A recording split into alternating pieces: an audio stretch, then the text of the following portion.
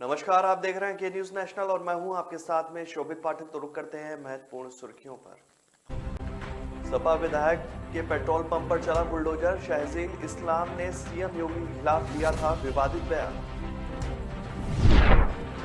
Budget सत्र का हुआ समापन। पीएम मोदी ने विपक्ष के वरिष्ठ नेताओं से की मुलाकात। मुलायम और फारूक अब्दुल्ला भी थे मौजूद। आपदा प्रबंधन में भारत विश्व के कई देशों के बराबर, कई मामलों में उनसे भी आगे निकला। केरल कांग्रेस में बगावत। थॉमसन ने किया हाईकमान का आदेश नहीं मानने का ऐलान। माकपा के सेमिनार में शामिल होंगे। एमएलसी चुनाव से पहले सपा को झटका। पूर्व सांसद राधे मोहन सिंह ने छोड़ी पार्टी। अखिलेश यादव के फैसलों पर जताई नाराजगी। बरेली विकास प्राधिकरण ने गुरुवार को परसाखेड़ा में सपा के भोजीपुरा विधायक शहजील इस्लाम के पेट्रोल पंप पर ध्वस्तीकरण की कार्रवाई की है। बीडीए के मुताबिक पेट्रोल पंप का मानचित्र पास नहीं है। नोटिस देकर मानचित्र मांगा गया था, लेकिन अब तक कागज उपलब्ध न होने पर कार्रवाई की गई। पेट्रोल पंप मालिक ने कार्रवाई होने के बाद मानचित्र उपलब्ध कराने के लिए 15 दिन का समय मांगा था। बीडीए ने कार्रवाई रोक दी है। आपको बता दें कि हाल ही में शहजील इस्लाम ने एक स्वागत समारोह में मुख्यमंत्री योगी आदित्यनाथ के खिलाफ विवादित बयान दिया था, जिसके बाद उनके खिलाफ थाना बारादरी में रिपोर्ट भी दर्ज कराई गई। संसद का बजट सत्र आज अनिश्चितकाल के लिए स्थगित हो गया है। इसके साथ ही लोकसभा और राज्यसभा की कार्रवाई भी अनिश्चितकाल के लिए स्थगित हो गई है। आपको बता दें कि संसद का बजट सत्र 31 जनवरी को शुरू हुआ था और यह 2 चरणों में आयोजित किया गया। पहले चरण के तहत संसद के दोनों सदनों की कार्रवाई राष्ट्रपति के अभिभाषण के साथ 31 जनवरी को शुरू हुई थी, जो 11 फरवरी तक चली। वहीं बजट सत्र का दूसरा चरण 14 मार्च से शुरू हुआ था और निर्धारित कार्यक्रम के अनुसार इसे 8 अप्रैल तक चलाया जाना था, लेकिन अब बजट सत्र का समापन एक दिन पहले गुरुवार को ही कर दिया गया। संसद के बजट सत्र के समापन के बाद प्रधानमंत्री नरेंद्र मोदी ने नेशनल कॉन्फ्रेंस के प्रमुख फारूक अब्दुल्ला, समाजवादी पार्टी के मुखिया मुलायम सिंह यादव, अन्य नेताओं से मुलाकात की है। इस दौरान रक्षा मंत्री राजनाथ सिंह और लोकसभा अध्यक्ष ओम बिरला भी मौजूद थे। कांग्रेस ने आरोप लगाया कि सरकार महंगाई के विषय पर चर्चा कराने से भाग खड़ी हुई, जिस कारण लोकसभा और एवं राज्यसभा की बैठकें अचानक से स्थगित करवा दी गई। मुख्य विपक्षी दल ने दावा किया है कि सरकार किसान संगठनों के साथ समझौते के संदर्भ में चर्चा नहीं कराना चाहती थी। राज्यसभा में नेता प्रतिपक्ष मल्लिकार्जुन खड़गे ने संवाददाताओं से कहा कि महंगाई सबसे बड़ा मुद्दा है। पिछले कुछ दिनों के दौरान पेट्रोल और डीजल पर 10 रुपए प्रति लीटर से अधिक की वृद्धि देखी गई है। रसोई गैस सिलेंडर पर 50 रुपए बढ़ाए गए हैं। सीएनजी के दाम में भी रोजाना बढ़ोतरी हो रही है, जिसके बाद से चर्चा होनी थी। केंद्रीय गृह मंत्री अमित शाह ने कहा है कि भारत ने आपदा प्रबंधन के क्षेत्र में अपनी क्षमताएं काफी बढ़ाई हैं। देश की क्षमताएं अब विश्व के कई अन्य देशों के बराबर हैं और कई मौके पर तो उसने उनसे भी आगे रहा है। आपदा राहत के लिए क्षमता निर्माण सम्मेलन 2022 को संबोधित करते हुए शाह ने कहा कि हमने आपदा प्रबंधन के क्षेत्र में लंबा सफर पूरा किया है और इससे पहले 90 के दशक के पुनर्वास केंद्रित नीति लागू थी। अब हम किसी आपदा के बहुत पहले ही उसके बारे में सूचना प्राप्त करने में सक्षम है।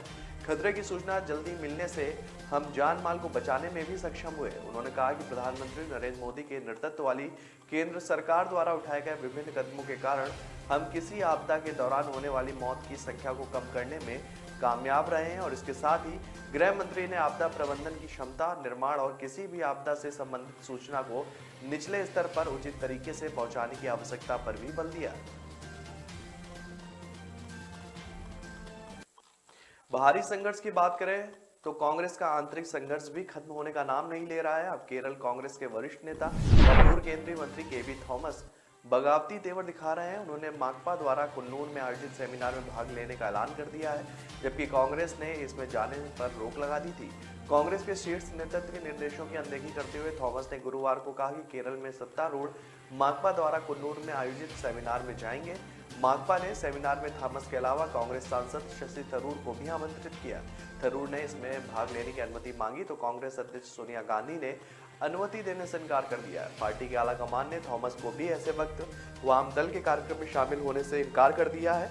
जब सत्तारूढ़ और विपक्षी दल कांग्रेस केरल में विभिन्न मुद्दों खासकर सिल्वर लाइन रेल परियोजना को लेकर आमने सामने है। केरल प्रदेश कांग्रेस अध्यक्ष के सुधाकरन ने थॉमस को आगाह किया था कि यदि वह माकपा के सेमिनार में भाग लेते हैं तो इनके खिलाफ कठोर अनुशासनात्मक कार्रवाई की जाएगी।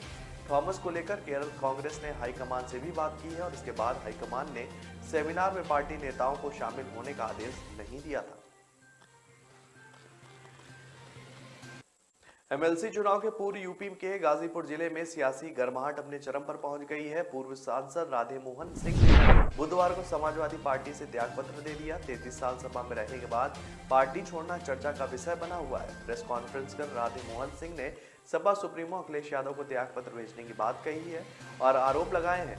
त्याग पत्र में इस बात की भी चर्चा की गई है कि जिस गाजीपुर ने सपा को 7 विधायक दिए हैं, वहां एमएलसी चुनाव को लेकर जिला नेतृत्व क्या कर रहा है, इसकी जानकारी 12 अप्रैल को हो जाएगी। उन्होंने कहा कि मेरी पत्नी को गाजीपुर नेतृत्व से जिला पंचायत का टिकट नहीं दिया गया था। अगर आपने इस मामले में कार्रवाई की होती तो शायद मैं भी बिना पद के पार्टी में रहता, लेकिन आपको जिस पर कार्रवाई करनी चाहिए थी उन लोगों को सम्मानित करने का काम किया। राधे मोहन सिंह ने कहा कि शुरू से लेकर 2022 तक पार्टी को मां का दर्जा दिया और अब तक मेरा पूरा राजनीतिक जीवन समाजवादी पार्टी में व्यतीत हुआ है और निष्कलंकित रहा है। साल 2014, 17, 19 तक चुनाव में हमने पार्टी के लिए पूरी निष्ठा एवं ईमानदारी का काम किया है। जिला पंचायत चुनाव में टिकट मांगने के बाद चुनाव के दौरान मुझे हारने के लिए ओम प्रकाश राजभर को लगाया गया। तेज बहादुर सिंह अस्पताल में थे, हम लोग उनकी सेवा में लगे थे, बावजूद इसके 31 वोटों से हारा नहीं, हराया गया।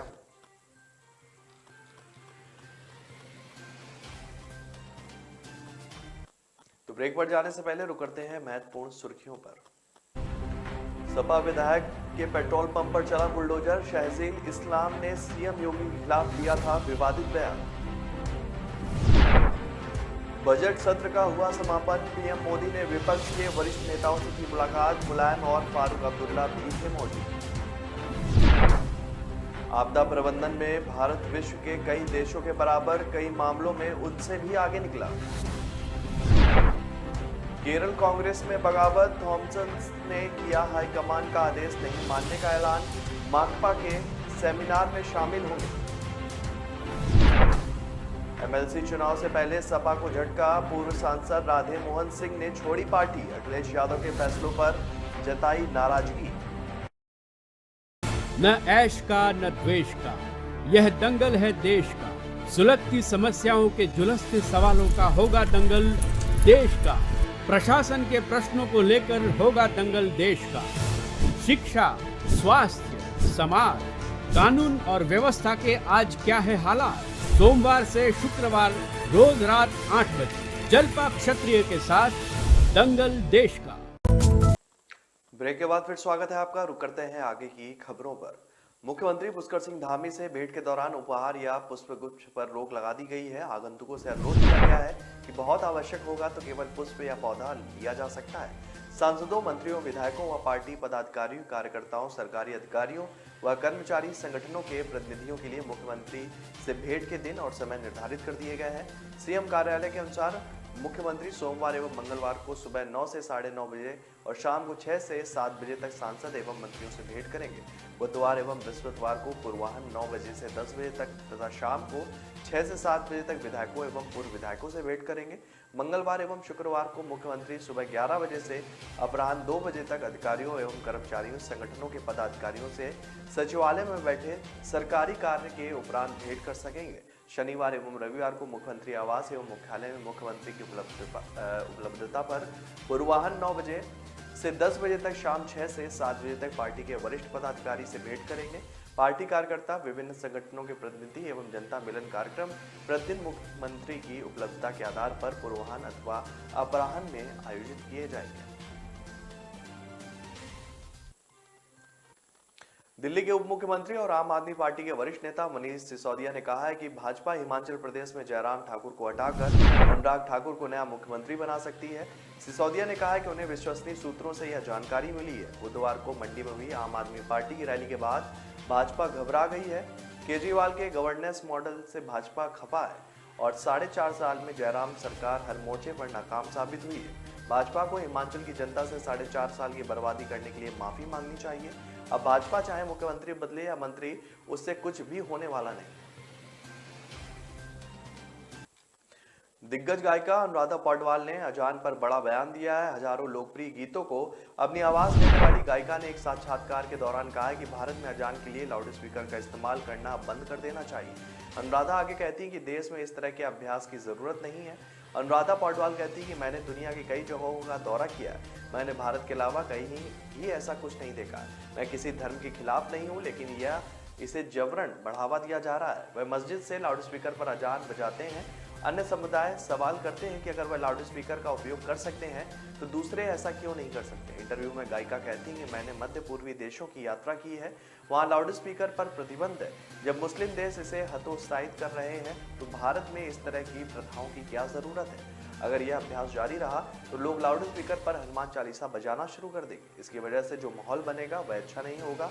आपको बता दें कि यह पहली बार नहीं है जब किसी सेलिब्रिटी ने लाउड स्पीकर पर अजान को बैन करने की बात कही है। 2017 में लोकप्रिय गायक सोनू निगम, जिन्हें हाल ही में पद्मश्री पुरस्कार मिला था, लाउड स्पीकर पर अजान के खिलाफ उन्होंने आवाज उठाई थी। डिलीट किए गए ट्वीट में उन्होंने हर सुबह लाउड स्पीकर पर अजान सुनने पर नाराजगी जताई थी।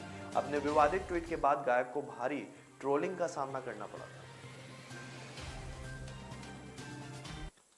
हरियाणा सरकार ने प्रदेश के खिलाड़ियों को एक और तोहफा देने उनकी प्रतिदिन की खुराक राशि में 150 रुपए की बढ़ोतरी की है। अब दैनिक राशि 250 रुपए से बढ़ाकर 400 रुपए कर दी गई है। इससे प्रदेश के हजारों खिलाड़ियों को लाभ होगा। वर्ष 2020 से पहले खिलाड़ियों की दैनिक खुराक राशि 150 रुपए थी। वर्ष 2020 में प्रदेश सरकार ने इसे बढ़ाकर 250 किया था। बावजूद इसके बाद से खिलाड़ी इस राशि को नाकाफी बताते हुए मांग बढ़ाने की कर रहे थे। कई बड़े खिलाड़ी भी इस मांग को लेकर खेल मंत्री और मुख्यमंत्री से मुलाकात कर चुके हैं। खिलाड़ियों का तर्क था कि खिलाड़ी को एक दिन में इतनी राशि से पूरी खुराक नहीं मिल पाती, इसलिए इस राशि को बढ़ाया जाए। बुधवार को हरियाणा सरकार ने खिलाड़ियों की इस मांग पर मुहर लगा दी है। खेल विभाग के निदेशक की ओर से राशि बढ़ाने को लेकर पत्र जारी किया गया है। सरकार के इस फैसले से राज्य स्तरीय खेल प्रतियोगिता, अकादमियों व प्रशिक्षण शिविरों में भाग लेने वाले खिलाड़ियों के लिए खुराक दरें नई लागू होंगी। इससे प्रदेश में हजारों खिलाड़ियों को लाभ मिलेगा। गौरव की मंगलवार को हरियाणा मंत्रिमंडल बैठक में खिलाड़ियों को भार वर्ग में छूट दी गई है। सरकार ने फैसला लिया है कि भविष्य में किसी भी भार वर्ग में मेडल जीतने वाले खिलाड़ियों को हरियाणा सरकार कैश अवार्ड देगी। इससे पहले उन खिलाड़ियों को कैश अवार्ड नहीं मिलता था।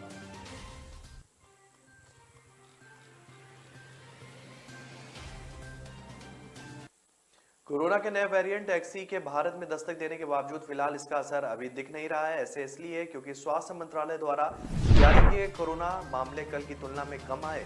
स्वास्थ्य मंत्रालय द्वारा जारी गुरुवार के आंकड़े के अनुसार बीते 24 घंटे में कोरोना के केवल 1033 मामले ही सामने आए, जो कि कल की तुलना में 53 कम है। वहीं इस दौरान 43 लोगों की मौत भी हुई है, जो कल की तुलना में 28 कम है। स्वास्थ्य विभाग के अनुसार 1876 लोग डिस्चार्ज भी हुए। सबसे बड़ी राहत की बात यह है कि देश में अब केवल 14,704 सक्रिय मामले बचे हैं। सक्रिय मामलों में भारी कमी का मतलब है कोरोना संक्रमित मरीज तेजी से अब स्वस्थ हो रहे हैं। वहीं महामारी की शुरुआत से अब तक स्वस्थ होने वाले कुल मरीजों की संख्या 4.24 करोड़ से अधिक हो गई है। महाराष्ट्र में कोरोना के नए वेरिएंट XE मिलने से लेकर राज्य के स्वास्थ्य मंत्री राजेश टोपे ने जवाब देते हुए कहा कि चिंता करने की कोई भी बात नहीं है, क्योंकि अभी तक NIB की रिपोर्ट में इसकी पुष्टि नहीं हुई है। उन्होंने कहा कि XE वेरिएंट ओमिक्रॉन वेरिएंट की तुलना में 10% अधिक संक्रामक है, जो फ्लू की तरह है। हम रिपोर्ट प्राप्त करने के बाद इसके बारे में विस्तार से बात करेंगे। केंद्र या NIB से कोई भी रिपोर्ट अभी तक प्राप्त नहीं हुई, इसलिए महाराष्ट्र का स्वास्थ्य विभाग इसकी पुष्टि नहीं करता है।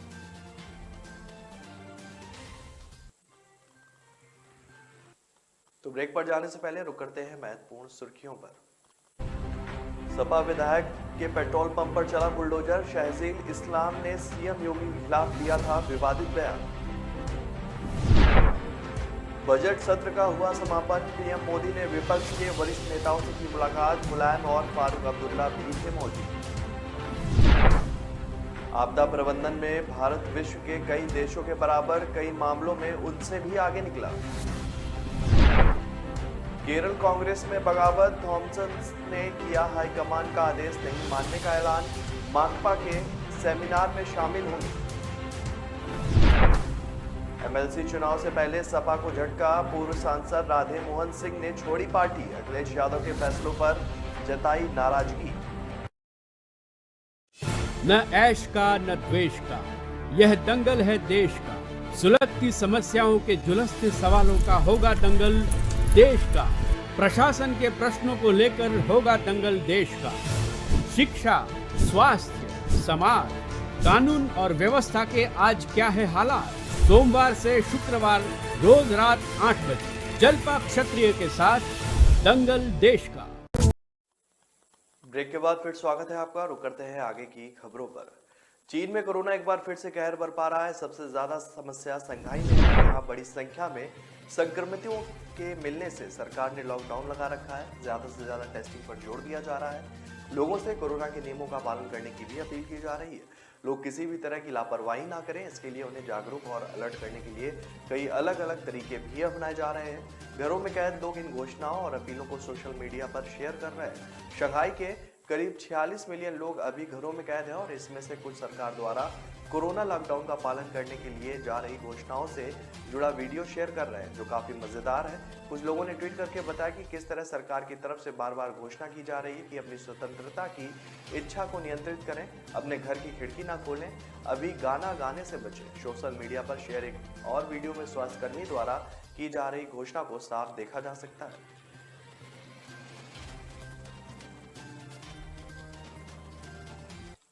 पंजाब में बड़ी जीत के बाद आम आदमी पार्टी पूरे देश में अपने विस्तार की योजना बना रही है। इसी की तरह बड़ी संख्या में इन दिनों पार्टी के नेता आप में शामिल हो रहे हैं। गुजरात, कर्नाटक और हिमाचल के साथ ही आपका बड़ा टारगेट हरियाणा भी है।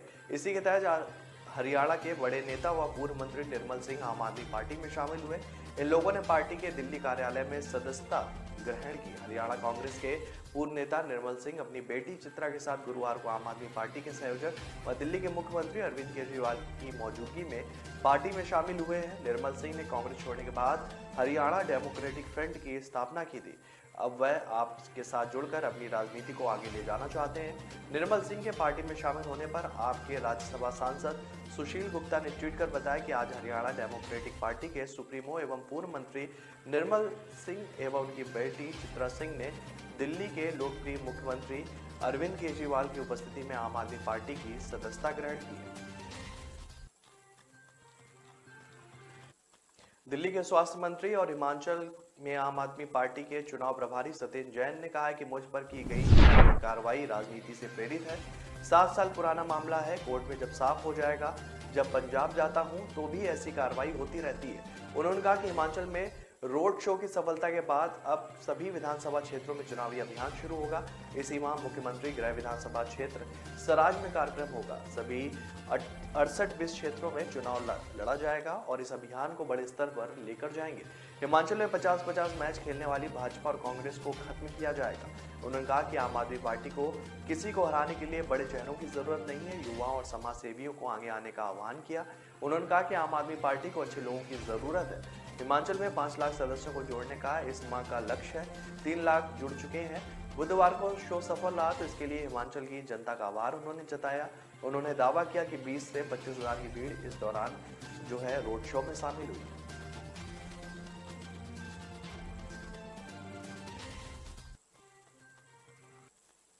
पंजाब में गर्मी बढ़ने के साथ ही बिजली संकट गहराने लगा है। इसी को लेकर पंजाब के बिजली मंत्री हरभजन सिंह ने बुधवार को केंद्रीय कोयला एवं खनिज मंत्री प्रहलाद जोशी और केंद्रीय बिजली नवीन एवं नवीनीकरणीय ऊर्जा मंत्री आर.के. सिंह से मुलाकात की है। दोनों केंद्रीय मंत्रियों के साथ बैठक में हरभजन सिंह ने पंजाब में बिजली की किल्लत से जुड़े मुद्दों और बिजली उत्पादन के लिए कोयले के मुद्दे उठाए। कोयला मंत्री प्रहलाद जोशी के साथ बैठक में पंजाब के मंत्री ने उन्हें बताया कि धान की सीजन के दौरान पंजाब में बिजली की मांग ज्यादा होती है। राज्य को सरकार के स्वामित्व वाले थर्मल पावर स्टेशनों के सभी यूनिट चलाने पड़ते हैं। आने वाले धान के सीजन के दौरान बिजली की मांग बढ़कर 15,000 मेगावाट होने की संभावना है। कैबिनेट मंत्री ने राज्य के अपने प्लांटों और प्राइवेट थर्मल प्लांटों के लिए कोयले के वितरण के मुकाबले कोयले के कम रैकों की सप्लाई का मुद्दा भी उठाया।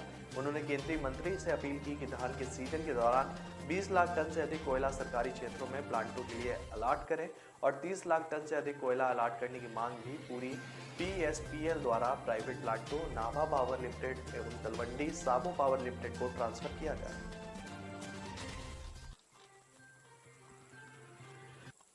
जम्मू कश्मीर के पूर्व मुख्यमंत्री उमर अब्दुल्ला ने ईडी दिल्ली में पूछताछ कर रहा है और प्रवर्तन निदेशालय के अधिकारी ने बताया कि यह पूछताछ जम्मू कश्मीर बैंक केस से जुड़े मनी लॉन्ड्रिंग से जुड़े एक मामले को लेकर है। अधिकारियों ने बताया कि उमर से सुबह 11 बजे पूछताछ चल रही है। उमर अब्दुल्ला से पूछताछ शुरू होने के बाद सामने आते ही उनकी पार्टी से भी बयान जारी किया गया। पार्टी ने अपने अधिकारियों के ट्विटर हैंडल पर लिखा कि जेकेएनसी के उपाध्यक्ष उमर अब्दुल्ला को दिल्ली में ईडी के सामने पेश होने के लिए कहा गया था और इसके पीछे का कारण बताया गया था कि एक जांच के लिए यह पेशी जरूरी है। यद्यपि यह पूरा क्रियाकलाप राजनीति है, फिर भी उमर अब्दुल्ला पूरा सहयोग करेंगे क्योंकि वह अपनी तरफ से कुछ भी गलत नहीं कर सकते।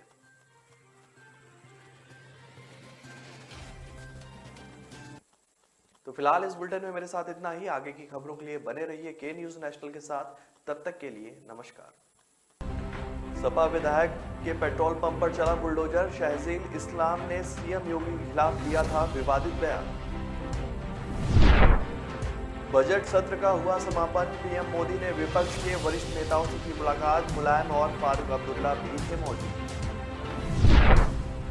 आपदा प्रबंधन में भारत विश्व के कई देशों के बराबर, कई मामलों में उनसे भी आगे निकला।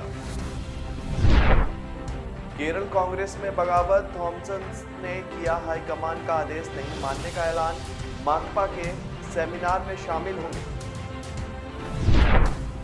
एमएलसी चुनाव से पहले सपा को झटका। पूर्व सांसद राधे मोहन सिंह ने छोड़ी पार्टी। अखिलेश यादव के फैसलों पर जताई नाराजगी।